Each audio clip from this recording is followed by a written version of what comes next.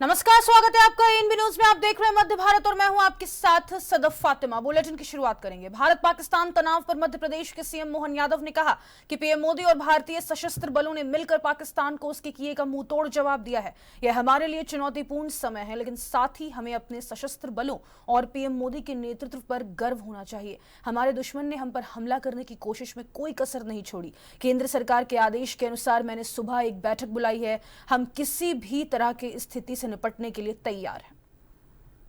पाक ने जो हरकत की है, यशस्वी प्रधानमंत्री और हमारी सेना, दोनों सरकार और सेना ने मिलकर जिस प्रकार से उसका मुंहतोड़ जवाब दिया और उनके होश फाख्ता कर दिए, हमारे लिए ये चुनौती का समय भी है, लेकिन देश की सेना और यशस्वी प्रधानमंत्री के कुशल नेतृत्व का गर्व का क्षण भी है। बीते 11 साल में जिस प्रकार से सभी विभागों को लेकर के माननीय प्रधानमंत्री जी ने देश और दुनिया में अलग पहचान बनाई, लेकिन उतने ही समान रूप से देश के ऊपर कभी ऐसा दुश्मन कोई हमला कर दे तो देश उससे निपटने में आधुनिक टेक्नोलॉजी के माध्यम से कैसे सफल हो, इसका उदाहरण हमने सबने देखा। दुश्मन ने कोई कसर बाकी नहीं रखी। चारों तरफ से पंजाब, राजस्थान, जम्मू कश्मीर, हरियाणा, हर तरफ से उनने अपनी सारी कोशिश कर ली, लेकिन हमने सबने देखा और दुनिया को दिखाया माननीय प्रधानमंत्री जी ने अपने माध्यम से कि हमारे पास आधुनिक सुविधाओं के साथ साथ वर्तमान में सुरक्षा के लिए भी वो सारे प्रबंधन सेना ने माननीय मोदी जी के नेतृत्व में रखे, जो विकासशील देशों में कभी इजराइल में, अमेरिका में ही देखते थे, वो सब हमारे पास है। हम सब अपने आप को अगर महफूज रखे हुए हैं तो अपनी सेना के और वर्तमान के इन संसाधनों के बलबूते पर मैं माननीय मोदी जी को धन्यवाद देना चाहूँगा, माननीय रक्षा मंत्री, माननीय गृह मंत्री, और इसीलिए हमने अपने प्रदेश के स्तर पर भी इस वर्तमान हालात में भारत सरकार के निर्देश के आधार पर आज सुबह ही मैंने मीटिंग बुला ली है और हम अपने प्रदेश के भी नागरिकों को आने वाले किसी प्रकार की चुनौती में अपनी सारी व्यवस्थाओं को करने में हम सम्बद्ध हों, और खास करके यशस्वी प्रधानमंत्री के नेतृत्व में पूरा देश एकजुटता के साथ दिखाई दे, इसके सारे प्रबंध हमने किए हैं। और मैं मान के चलता हूं कि दुश्मन ने अगर हिम्मत की है तो उसको इसकी कीमत चुकाना पड़ेगी। लगातार मार खा रहा है, लेकिन दुश्मन इतना ढीठ है कि उसको असर ही नहीं होता। कोई बात नहीं, हम एक बार फिर पाकिस्तान को उसकी करने की कीमत चुकाने के लिए मजबूर करेंगे। मेरी अपनी ओर से सेना के इस शौर्य और पराक्रम की माननीय प्रधानमंत्री जी और सेना सभी को बधाई। भारत पाकिस्तान तनाव पर छत्तीसगढ़ के पूर्व मुख्यमंत्री और कांग्रेस नेता भूपेश बघेल ने कहा कि कांग्रेस ने अपना रुख साफ कर दिया है। हमने शुरू से कहा है कि सरकार जो भी फैसला ले हम उसके साथ हैं। भारतीय सशस्त्र बलों द्वारा की गई कार्रवाई सराहनीय है। पूरा देश एकजुट है और हमें अपने सशस्त्र बलों पर गर्व है। लगातार युद्ध की स्थिति अब तैयार हो रही है। देखिए, कांग्रेस पार्टी ने अपनी स्थिति स्पष्ट कर दी है। शुरू से ही बोल रहे हैं कि हम सरकार के जो भी निर्णय होगा इसमें साथ हैं, और भारतीय सेना ने जिस प्रकार से आतंकवाद को समाप्त करने के लिए जो कदम उठाए हैं वो सराहनीय है, और उसके मनोबल बढ़ाने के लिए कांग्रेस पार्टी ने प्रत्येक प्रदेश मुख्यालय में आज जय हिंद तिरंगा यात्रा निकाला है। तो आज पूरा देश एक साथ है। भारतीय सेना पर हम सबको गर्व है। सब भारतीय सेना ने कुछ फाइटर प्लेन्स भी पाकिस्तान को मार गिराए हैं। देखिए, उस मामले में जो सेना के जो भी विज्ञप्ति है उसी को हम लोग सही माने, और जो भी कार्रवाई उन्होंने की है वो चाहे वो रक्षा सचिव के माध्यम से हो, चाहे रक्षा विभाग के द्वारा जो भी विज्ञप्ति जारी करते हैं उसी को हम लोग फॉलो करना है। छत्तीसगढ़ उप मुख्यमंत्री विजय शर्मा ने कहा कि भारत ने उनके आतंक के ठिकानों पर ही हमला किया था। अगर उसको पाकिस्तान गलत तरीके से लेकर भारत की सीमाओं पर ड्रोन और मिसाइल से हमला करता है तो भारत जवाब देगा। हमारी सेना ने तो शौर्य का परिचय दिया है। उनके मिसाइल भारत की सीमाओं को पार नहीं कर पाए और ना ही गिरा है, तो ये सेना का बड़ा शौर्य प्रदर्शन है। मैं सोचता हूँ कि इस बार पाकिस्तान का अंतिम फैसला कर देना चाहिए। दोबारा अटैक किया नहीं, पाकिस्तान के भारत का बड़ा क्लियर स्टैंड था। बहुत ही प्रिसाइसली उन्हीं स्थानों पर जहां पर आतंक के ठिकाने थे वहां ही मार किया गया था, और उसको अगर पाकिस्तान गलत ढंग से लेकर के और सीमाओं पर ड्रोन से मिसाइल से अटैक करता है तो माकूल जवाब भारत तो दे ही सकता है। और हमारी सेना ने तो गजब का शौर्य का परिचय दिया है। जितने भी ऐसे थे कोई मिसाइल नहीं गिर पाया है, भारत की सीमाओं को पार नहीं कर पाया है। ये बड़ा शौर्य प्रदर्शन है हमारी सेना का। मैं सोचता हूं कि पाकिस्तान के साथ इस बार अंतिम फैसला करना ही चाहिए। छत्तीसगढ़ उप मुख्यमंत्री अरुण साव ने कहा कि पाकिस्तान लगातार नापाक हरकतें कर रहा है और भारत इस पर चुप बैठने वाला नहीं है। भारत मुंहतोड़ जवाब देगा और हम पाकिस्तान को सबक सिखाएंगे। भारत की सेना मजबूत है। भारत ने जवाबी कार्रवाई भी की है। पहलगाम की घटना के बाद जिस प्रकार से भारत ने संयम के साथ पाकिस्तान में जो आतंकवादियों के मुख्यालय थे, उनका ट्रेनिंग सेंटर था, उसको नेस्तनाबूद करने का काम किया, ऑपरेशन सिंदूर चलाया, पर पाकिस्तान लगातार नापाक हरकतें कर रहा है और भारत इस पे चुप बैठने वाला नहीं है। भारत मुंहतोड़ जवाब देगा और पाकिस्तान को कड़ी सबक सिखाएंगे। भारत ने कल कुछ पाकिस्तान के फाइटर जेट भी मार गिराए हैं। एक फाइटर उसको भी बरामद किया ऐसा पता चला है। देखिए, पाकिस्तान के सारे नापाक इरादों को, सारे नापाक प्रयासों को भारत पूरी तरह से नेस्तनाबूद करेगा। भारत की सेना मजबूत है। अब आज देश में नरेंद्र मोदी जी के नेतृत्व में एक निर्णायक, सक्षम और मजबूत सरकार है। निश्चित रूप से पाकिस्तान को कड़ी सबक सिखाई जाएगी और कड़ा जवाब मिलेगा। सर, पाकिस्तान सरकार के आर्थिक छत्तीसगढ़ में मौसम का उतार चढ़ाव का दौर लगातार जारी है। मौसम विभाग के मुताबिक रायपुर, दुर्ग और बिलासपुर संभाग के जिलों में 3 दिनों के लिए ऑरेंज अलर्ट जारी किया गया है, जिसे लेकर आज प्रदेश के कई इलाकों में 50 से 60 किलोमीटर की रफ्तार से हवा चलने का अनुमान है। बस्तर, सरगुजा संभाग के जिलों में गलत चमक के साथ बारिश हो सकती है। मौसम विभाग के मुताबिक मध्य प्रदेश में बारिश का एक सिस्टम बना हुआ है जो धीरे धीरे छत्तीसगढ़ की तरफ बढ़ रहा है।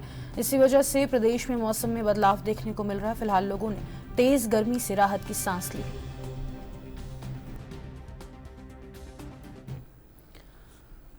आम आदमी पार्टी के प्रदेश संगठन महामंत्री जसबीर सिंह चावला ने प्रेस क्लब कोंडागांव में प्रेस वार्ता कर बस्तर के आदिवासी समाज के साथ हो रहे अन्याय की कड़ी निंदा की है। उन्होंने कहा कि आदिवासी आज भी शिक्षा, स्वास्थ्य और रोजगार जैसी मूलभूत सुविधाओं से वंचित हैं और सरकार गहरी नींद में सोई हुई है। उन्होंने यह भी आरोप लगाया कि सरकार आदिवासियों को मोहरा बनाकर उनका शोषण कर रही है और उन्हें नक्सली बताकर मारने की कोशिश कर रही है।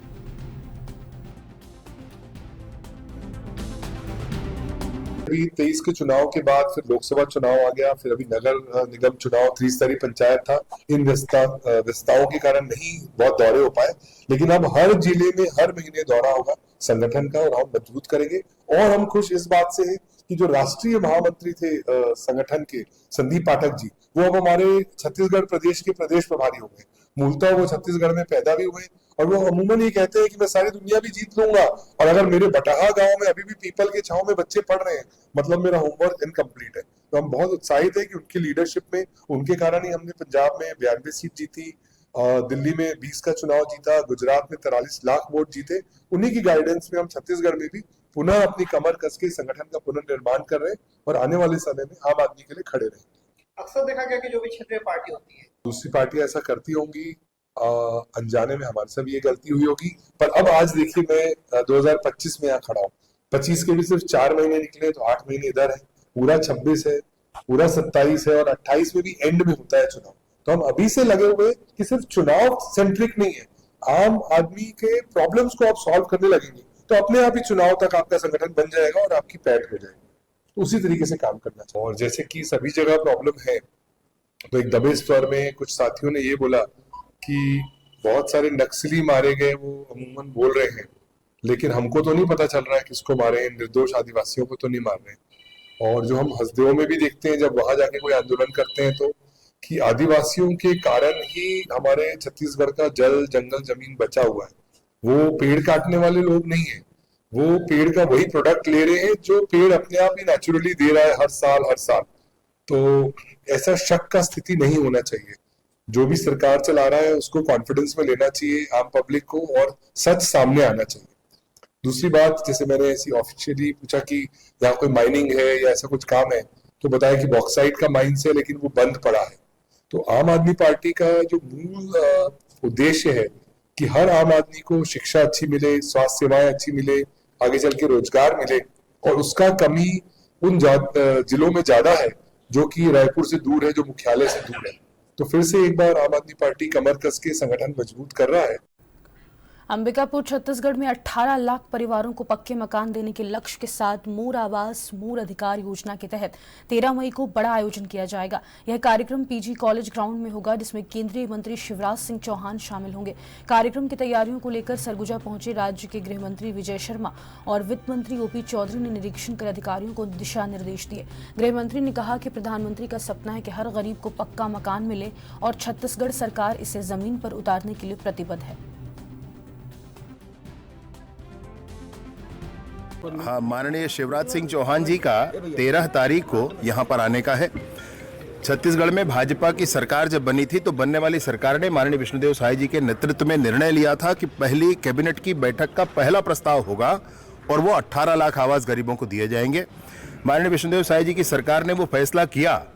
वित्त मंत्री महोदय माननीय ओपी चौधरी जी ने खुले हाथों से कहा कि गरीबों के आवास के लिए जितनी राशि की जरूरत होगी वो राशि दी जाएगी, और कुल मिलाकर लगभग 2100 करोड़ की आवश्यकता है और वो सरकार के द्वारा व्यवस्था की गई है। बजट में चौधरी जी उसको लेकर आए हैं, और उसके साथ ही गरीबों को ये आवास, जिसके लिए भाजपा ने जनता के साथ मिलकर बड़ा संघर्ष किया था, मोर आवास मोर अधिकार इस नाम से, वो आज पूरा होने वाला है। इस बार जब वो आएंगे तो पहले 2,47,000 वो आवास जो पिछली सरकार ने नहीं दिए थे, उसके बाद 8,47,000 एक आवास और मिला, उसके बाद 3,03,000 एक आवास और मिला, और 3 लाख से अधिक आवास देने अभी आ रहे हैं। कुल मिलाकर जब हम गणना करेंगे, एक और इसमें आंकड़ा जुड़ता है, तो 18,12,000 आवास की तरफ हम पहुंच जाते हैं। इस बार इतना ऐतिहासिक ये कार्यक्रम है जिसमें 2011 की सर्वे सूची के पूरे आवास देने के बाद आवास प्लस की पूरी सूची खत्म हो जाएगी। मतलब आवास के लिए प्रतीक्षारत कोई सूची छत्तीसगढ़ में शेष नहीं होगी। साथ ही साथ नए आवासों का जो चिन्हांकन है, नए आवासों के लिए जो सर्वे है, उस काम के लिए भी हम आगे बढ़े हैं। अभी वो काम चल रहा है। 20 लाख से अधिक नए लोगों के नाम जुड़ चुके हैं। गरियाबंद में भू अर्जुन के एवज में दिए गए राशि का चेक बाउंस होने का मामला सामने आया है। भेजी पादर डायवर्शन में अधिग्रहित भूमि के एवज में मैनपुर एसडीएम द्वारा अमली पादर के किसान शिव कुमार मिश्रा को 13,63,000 का दिया गया चेक एक नहीं बल्कि 3 बार बाउंस हो गया। पीड़ित किसान ने जिला पंचायत अध्यक्ष गौरीशंकर कश्यप को अपनी व्यथा बताते हुए कहा था कि बाबू को मांगी हुई घूस की रकम नहीं देने पर चेक बार बार बाउंस हो रहा है। शिकायत पर संज्ञान लेने गौरीशंकर कश्यप एसडीएम दफ्तर पहुंच गए। दूरभाष पर एसडीएम को उचित कार्रवाई करने और लंबित भू अर्जन राशि ने तत्काल किसानों को देने को कहा है।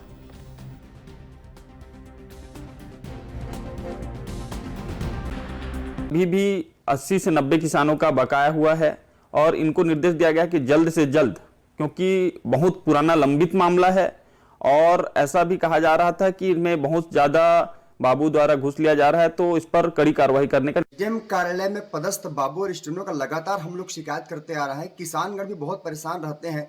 आए दिन किसान जो है एसडीएम कार्यालय के चक्कर काटते रहते हैं, चाहे अपने भू अर्जन पैसे के मामले को लेकर के हो, चाहे ऋण पुस्तिका के मामले को लेकर के हो, चाहे जाति प्रमाण पत्र बनाने की मामला हो, या अन्य कोई विषय हो, इन सारी चीज़ों को लेकर किसान आए दिन भटकते रहते हैं। हमने लगातार कलेक्टर साहब से लेकर के उच्च अधिकारियों को अवगत कराया, उसके बाद भी किसी प्रकार का ध्यान नहीं दिया जा रहा है। निश्चित तौर पर अगर किसी प्रकार की कार्रवाई नहीं की जाती है तो आने वाले दिनों में किसानों के साथ में हम कोंडा गांव में पुलिस को बड़ी सफलता मिली है। 8 लाख के इनामी नक्सली दंपत्ति रेसिंग कमेटी उर्फ रतन सिंह और उनकी पत्नी पुनाय आंचल उर्फ हेरोदा ने पुलिस अधीक्षक वाई अक्षय कुमार के समक्ष आत्मसमर्पण कर दिया। ये दोनों कई नक्सली घटनाओं में शामिल रहे हैं, जिनमें 2009 और 2011 के बड़े हमले शामिल हैं। पुलिस के मुताबिक ये आत्मसमर्पण सरकार की आत्मसमर्पण और पुनर्वास नीति की सफलता है। लगातार चल रहे सिविक एक्शन प्रोग्राम और नक्सल विरोधी अभियानों का असर अब दिखने लगा है।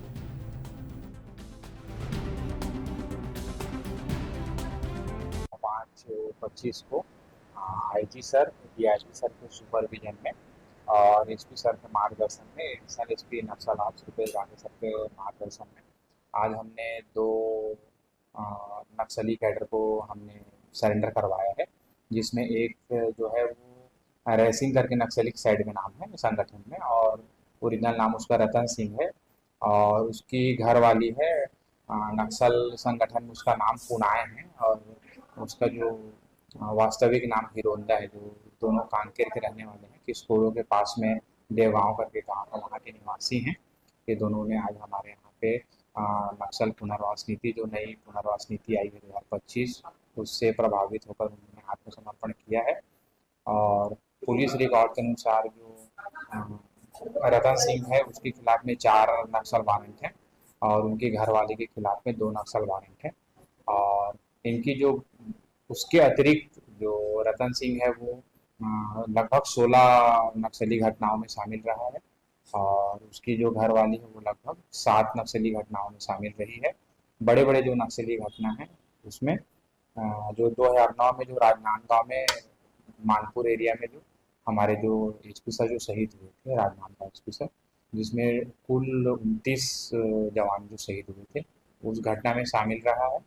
और जो 2011 में गरियाबंद में हमारे एडिशनल सर जो राजेश पवार सर के साथ में जो 9 जवान शहीद हुए थे, वो घटना में शामिल रहा है। हमारे जिला कोंडा गांव के भी जो थाना विश्रामपुरी में जो हथियार लूट की जो घटना हुई थी वर्ष 2007 में, उसमें शामिल रहा है।